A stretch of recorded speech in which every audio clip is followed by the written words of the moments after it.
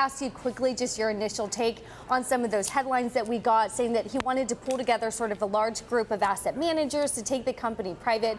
We've talked a lot about what kind of deal this would be. Is it an LBO? Is it a direct private? Is it a venture syndicate? Does this change anything for you about what you're hearing about what kind of deal structure this would be?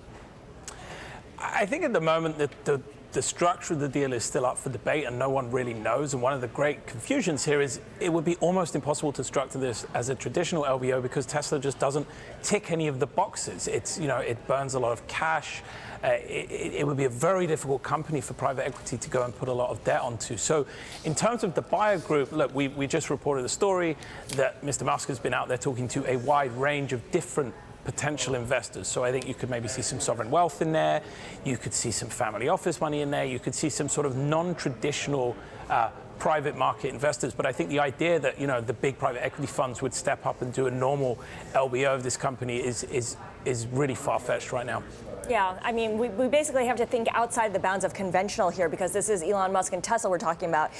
But Tesla is a publicly traded company, and this would require the go-ahead of shareholders. In talking to different investors, Ed, what have you learned? Yeah, so it's a great question. I spent a lot of yesterday and today talking to some of the larger shareholders in the company and looking at sort of how this would work for them. And there are a few interesting points to come out of that. One, they were all caught off guard by this. No one I've spoken to had any inkling that this was coming. Mostly what I heard was disappointment. The large investors do not want to see this company taken private. They believe it's better as a public company. They think Mr. Musk, yes, has been under pressure. Yes, he's been under perhaps undue scrutiny, some of it brought on by himself. But they think this should remain a public company. They don't think going private is the right thing. And this is the other issue. This is a really, really important point, I think.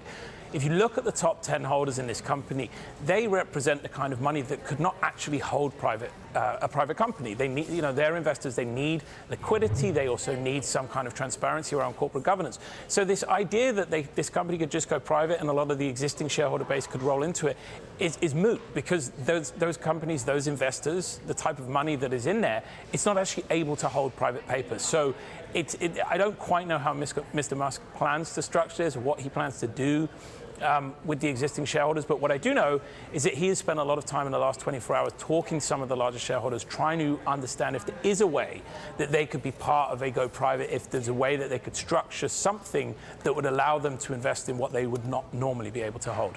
Now, Ed, Bloomberg also reported that Elon Musk held talks with SoftBank about taking Tesla private. This is all according to people with knowledge of the discussions. Yesterday, you spoke with the SoftBank CEO about those reports. Listen in to part of what he said. We wouldn't know particularly if something ever happened with Elon or not, so we wouldn't comment anyway. But I mean, if there's a deal going on, there's a chance that we are going to be informed or we're going to be part of the conversation. Ed, in your conversation with him, what does he say about who else could be out there on the funding side?